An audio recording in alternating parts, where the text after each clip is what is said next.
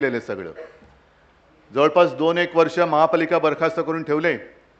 त्याच्यामुळे नेमकं जायचं कोणाकडे आणि कोणी लोकप्रतिनिधीच नाहीये. नाहीतर यापूर्वी असं कधीच झालेलं नव्हतं. वॉर्डाचे प्रश्न तिथल्या तिथे आपले नगरसेवक होते. त्या नगरसेवकांच्या माध्यमातून आपण महापालिका प्रशासनाकडे जायचो, वॉर्ड ऑफिसमध्ये जायचो आणि प्रश्न सुटत होते. आता कोणाचा पायपोस कोणात राहिलेला नाहीये. नुसती एकमेकाकडे बोटं दाखवत आहेत. कोणी केलं झालंय खरं, घडलंय खरं, पण आम्ही नाही. आणि आता विनोद तुम्ही बोललात ते तसं पाहिलं तर थोडंसं सांकेतिक असेल की विसर्जनाच्या तलावाच्या त्या बॅनरवरती मुख्यमंत्री आणि इतर सगळ्यांचे फोटो असतात. मला वाटतं ते सांगतात की कोणाचं विसर्जन केलं पाहिजे.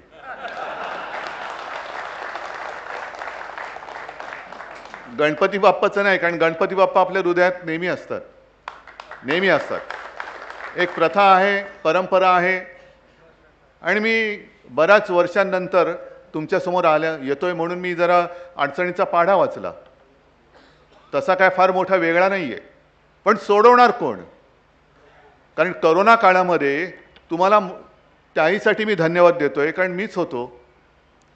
करोनाचं संकट एवढं मोठं होतं की सगळे सण उत्सव यांना आपण बंदी केली होती. सगळ्या धर्मांची प्रार्थनास्थळं ही बंद होती. मग काही जणांच्या नको तेव्हा देव अंगात घुमतो. समोर संकट काय नाही, पण ते घुमतायत आपले.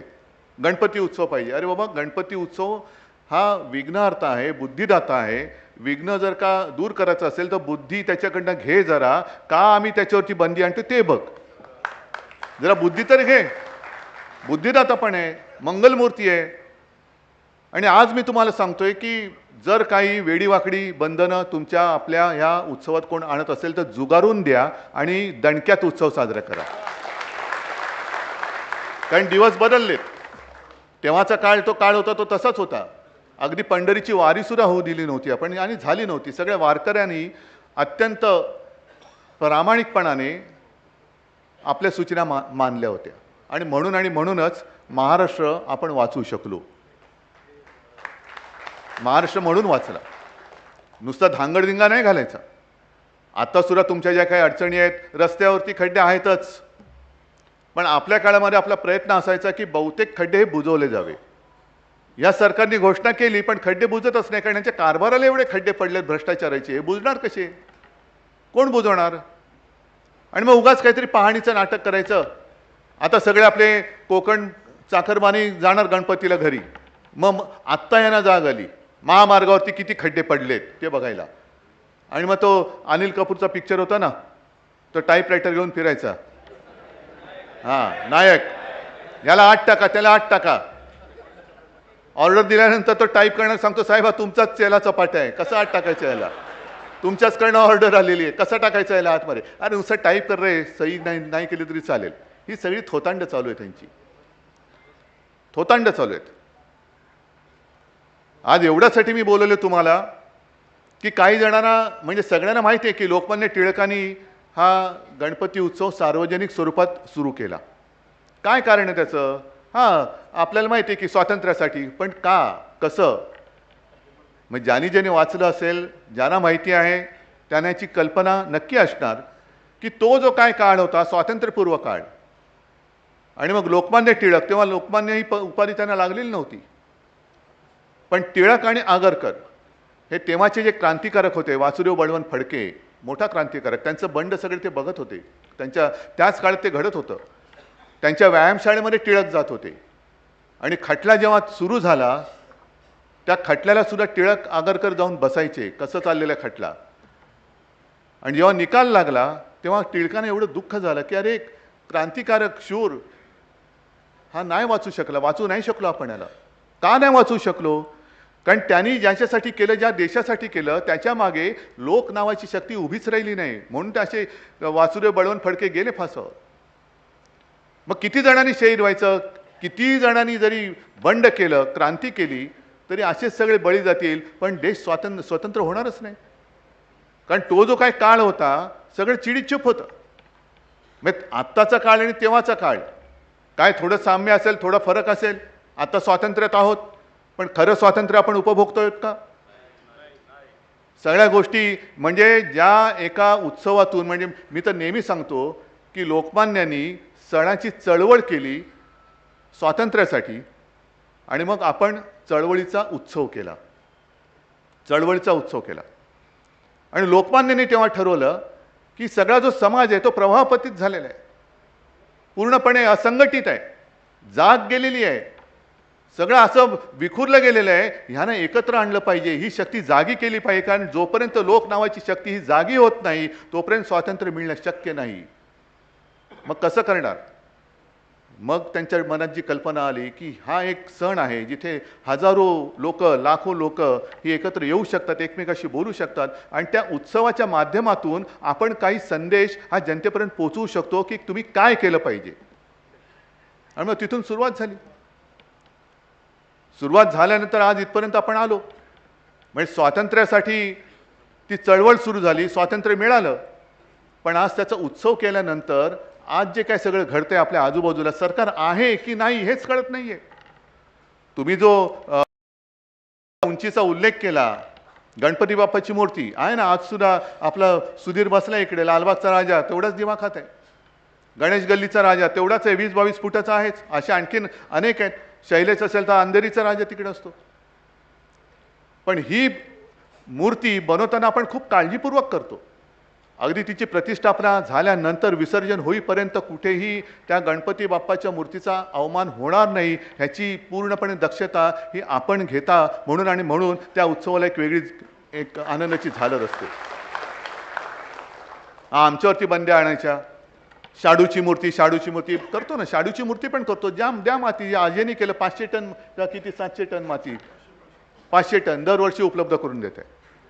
मग जशी ही जबाबदारी आम्ही घेतो तशीच तुम्ही आमच्या छत्रपती शिवाजी महाराजांच्या पुतळ्याची जबाबदारी का नाही घेतली? आम्ही आपले असेच ठेवलेत की गणपती बाप्पा ठेवले, महाराज आणखीन कोण, हा टिळक पण येऊ द्या, आणखीन हा साहेब पण येऊ द्या, मा पण येऊ द्या, आणखीन कोणाचे आणा, सगळे जे काय असतील ते पुतळे आणून ठेवा, आपण त्यांना हार घालू. हे कार्यक्रम झाला का कुठे अडगळीत पडतील? तसं नाहीये. ही आमची दैवत आहेत, ही दैवत आहेत. एकमेकाकडे तुम्ही बोट दाखवता की महाराजांचा पुतळा कोणी केला? नौदलाने केला. नौदल म्हणतं तुमच्या PWDने केला, PWD म्हणतं शिल्पकाराने केला, शिल्पकार म्हणतो ह्यानी केला, त्यानी केला. ही सगळी अंधाधुंदी जी चाललेली आहे त्याच्यासाठी मला तुमचं फार महत्त्व आहे. आज म्हणजे काल आपल्या महामहिम राष्ट्रपतीजी बोलल्या, पहिल्या प्रथम बोलल्या मला वाटतं की आता मी भयकंपित झालेली आहे, आता अब बस, आता ह्याच्या पुढे नको. म्हणजे चांगली गोष्ट आहे. महामहिम राष्ट्रपतीजींना सुद्धा त्या संवेदना आहेत हे त्या निमित्ताने का होईना आम्हाला कळलं.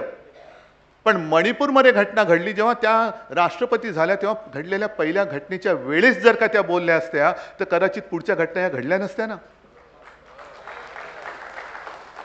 म्हणजे आपण असं मोजत बसतो का, हे झालं नाही अजून थोडं होतं, हे झालं आता हे झालं, हा अब बस.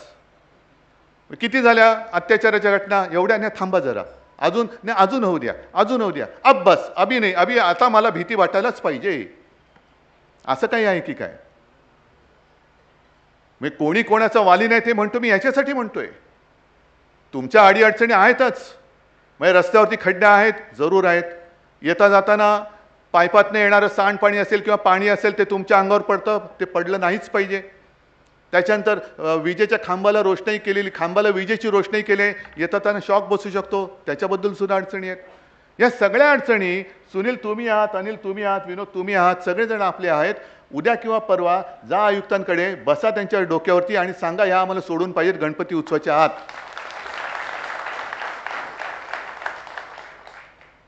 पण लोकमान्य टिळकांनी जे केलं, सगळे समाज एकत्र आले पाहिजेत. लोक नावाची शक्ती म्हणजे नेमकं काय? तर सगळे समाज एकत्र आले पाहिजेत. सगळे समाज.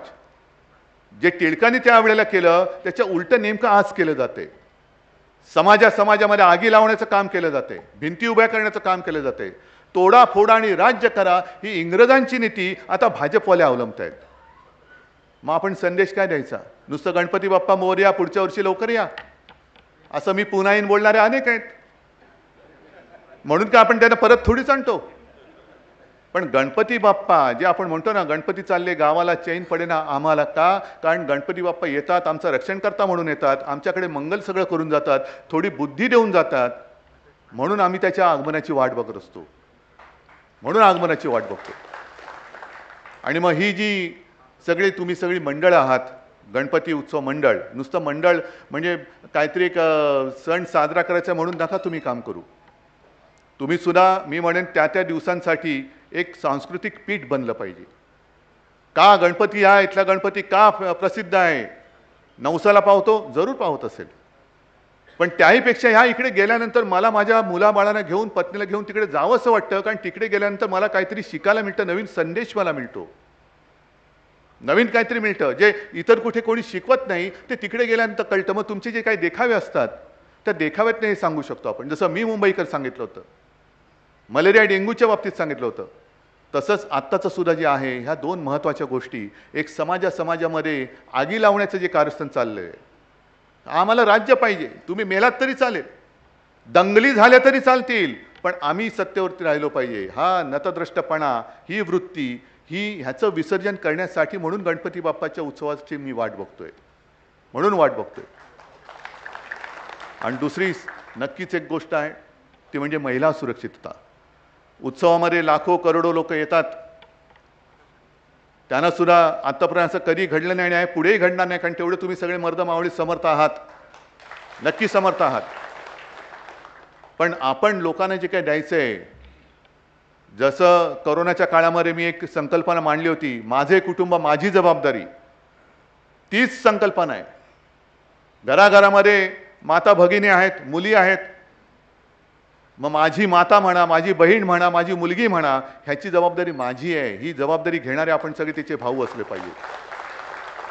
कारण बहीण सुरक्षित तर घर सुरक्षित, आई सुरक्षित तर घर सुरक्षित, आणि घरातली महिला सुरक्षित म्हटली तर मगच आपण समाज सुरक्षित ठेवू शकतो. नाहीतर काय सगळीकडे वातात चाललेले आणि मोठ्या समाज सुधारण्याच्या गोष्टी करताय. अरे तुझं घर बघ पहिला, आधी घरामध्ये काय चाललंय, घरामध्ये कसला काही पत्ता नाहीये. म्हणजे आपल्या डोळ्या देखत मला आजही आठवतंय, माझ्याकडे टेप केलेलं आहे, माझ्या आजोबांचं शिवसेनेच्या पहिल्या दसरा मेळाव्यातलं भाषण, आणि त्यांनी सांगितलेलं होतं की जर आपल्या समोर कोणी माता भगिनींना छेडलं तर काढकन एक कानाखाली आवाज काढला पाहिजे, तर मी म्हणेन तो शिवरायाचा मावळा आहे. पोलीस काय करतील, कारण पोलीस असे असतात असं माझं म्हणणं नाहीये, पण पोलिसांवरती दबाव आणला गेला, तक्रारच घेऊ नका. पोलीस काय करणार? खरं म्हणजे पोलिसांना असं वागता कामा नये. पोलिसांनी पोलिसांचं कर्तव्य केलंच पाहिजे. उगाच जसं बदलापूरमध्ये घडलं, कोणाच्या तरी म्हणजे अगदी भाजप का RSSच्या संबंधित असलेली ती शाळा असं म्हणतात, अजून त्याचा काही खुलासा नीट झालाच नाही. पण तिकडे पोलीस स्टेशनला खेट्या घालून सुद्धा तक्रार घेतली जात नाही. तक्रार घेतल्यानंतर पुढे तपास केला जात नाही. अटका, हे सगळं उद्रेक झाल्यानंतर तुम्ही अटका करता, आणि त्याच्यानंतर जे आंदोलनाला उतरलेत त्यांच्यावरती गुन्हे दाखल करता. मग तोच गुन्हा, ती जागरूकता तुम्ही त्या अत्याचार करणाऱ्याबद्दल का नाही दाखवलीत? का नाही दाखवलीत तुम्ही? जो संताप येतो तो इकडे, आम्हाला शक्ती कायदा पाहिजे, जरूर पाहिजे, पण आत्ताचा कायदा सुद्धा तेवढाच सक्षम आहे. पण कायदा अंमलात आणणारे हेच जर का यांचे गुंडपुंड असतील, तो जो एक तिकडे गेला, आता बरं वाटतं मला, ही सगळी घाण आपल्यात गेली, ती बरं वाटतं मला. कारण तो जो एक तिकडचा होता, त्याचं नाव पण मला घ्यायची इच्छा नाहीये, त्यांच्या पत्रकाराला सांगितलं काय तुझ्यावरती अत्याचार झालाय का? अरे कोणत्या तोंडाने तू बोलू शकतोस? अजूनही त्याच्यावरती पक्षाचे हे बाळासाहेबांचे विचार आहेत, हे शिवसेना प्रमुखांनी तुम्हाला आम्हाला हे शिकवलंय? अत्याचार झाला तरी चालेल, पण महिलेशी असं उर्मटपणाने बोला, हे शिवसेना प्रमुखांचे विचार नाही. छत्रपती शिवाजी महाराजांचा तेव्हा शिरच्छेदच केला असता, पण तो दिवस आता नाही आहेत. कायदा वगैरे सगळं आहे. बाळासाहेब असते म्हणाले असते ते तंगड तोडून ठेवा. अजूनही त्याच्यावरती पक्षाची कारवाई नाही, म्हणे आम्ही बाळासाहेबांचे विचार घेऊन चालत. अरे गद्दारांनो, हे बाळासाहेबांचे विचार नाहीत, अजिबात नाहीये. अजून तिकडे काही हालचाल होत नाही. त्याच्यावरती मध्ये बातमी आली होती, त्याच्यावरचा FIR गायब झाला. खरं खोटं देव जाणे. पण आपल्या इकडे आपण जसं काल आता आपण मालवणमध्ये गेलो होतो, म्हणजे मी नव्हतो गेलो, पण आदित्य वगैरे आणि सगळे तुमच्यापैकी गेले असतील. काय होतं तिकडे? का राडा करायला गेलो होतो? आमच्या छत्रपती शिवाजी महाराजांचा पुतळा 8 महिन्यात पडतो. म्हणजे पूर्वी एक दादा कोंडकेंचा पिक्चर होता, बोट लावून तिथे गुदगुल्या आहे ना, म्हणजे अजूनही बोललं तरी हसायला येतं. आता मोदी नवीन करतायत, हात लावून तिकडे सत्यानाश आहे ना. म्हणजे तो अजून तो सामना हरला त्याचं कारण हेच आहे, म्हणजे हात लावून तिकडे सत्यानाश. हे नवीन आहे, ही यांची गॅरंटी कि ये मेरी गारंटी है, जिधर हाथ लगाऊंगा उधर सत्यानाश होना ही चाहिए, ये मेरी गारंटी है. या अशा सडक्या गॅरंटी आपल्याला नको आहेत. आणि म्हणून आता हा योगायोग आहे. ती एक कविता, सुनो द्रौपदी शस्त्र उठा लो, अब गोविंद आएंगे. काल आपल्या राष्ट्रपती बोलल्या, त्यांचं नाव नेमकं योगायोगाने द्रौपदीच आहे. आता राष्ट्रपती महोदया, तुमच्याकडनंच आम्हाला अपेक्षा आहे, कारण पंतप्रधान उद्या येत आहेत. ज्यांना मणिपूरमध्ये जे घडलं त्याच्याबद्दल बोलायला काही काळ जावा लागला. आता उद्या आल्यानंतर बदलापूरबद्दल ते काय बोलतील, नाही बोलतील, का बंगालबद्दल बोलतील, हे उद्या आम्हाला कळेल. हे सगळं नासून टाकणारं काम चाललेलं आहे. हे नुसतं राजकारण नाही आहे, हे आयुष्य नाचतं आहे आपलं. आणि म्हणून तुम्ही जो काय उल्लेख केला की मंडळांना पैसे दिले जातात, देत असतील, कारण मंडळाला उत्सव चालू ठेवावा लागतो. पण म्हणून तुम्ही तुमचा आत्मा नका विकू, एवढीच माझी एक विनंती. आत्मा नका विकू तुम्ही. हा, उत्सवासाठी पैसे कोण देत असेल घ्या, ठीक आहे. म्हणून गणपतीच्या जागी माझा फोटो लावा, नाही पहिल्यांदा लाथ मारून त्याला हाकलून द्या. असे काही येतील, काही लोक असे येतील. कारण आता मोदीजीच म्हणाले स्वतः की मुझे लगता है की ऊपर वाले ने मुझे भेजा है. मग उद्या काय त्यांची मूर्ती लावून पूजा करणार का, आरती करणार? याच्यामध्ये राजकारण येऊ देऊ नका. तुम्ही सगळे शिवसैनिक किती असाल, कारण सगळे गणपती मंडळवाले आहात. शिवसेनेचे विचार तुम्हाला किती पटतात मला माहिती नाही, पण मी एक मराठी आणि हिंदू म्हणून तुम्हाला सांगतोय की आयुष्य आणि तुमचा आत्मा विकू नका, प्रामाणिक राहा. कारण गणपती हे एक प्रतीक आहे, तो विघ्नहर्ता आहे.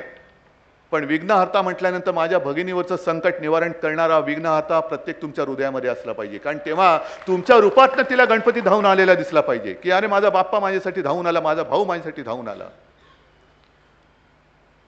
कारण मी अनेकदा बघितलेले, आता मी जास्त सार्वजनिक गणपती उत्सवाला जात नाही, कारण पूर्वी दुपारी सुरू करत होतं, पहाटेपर्यंत घरी जायचो. कारण एका ठिकाणी गेले का बाजूचा येऊन उभा राहायचं, बाजूचा, आणि मग नाही कोणाला म्हणायचं. पण मी स्वतः बघितले, लालबाग परळ असेल, उपनगरात असेल, गर्दीची म्हणजे नुसती गर्दी असते, शिस्त असते.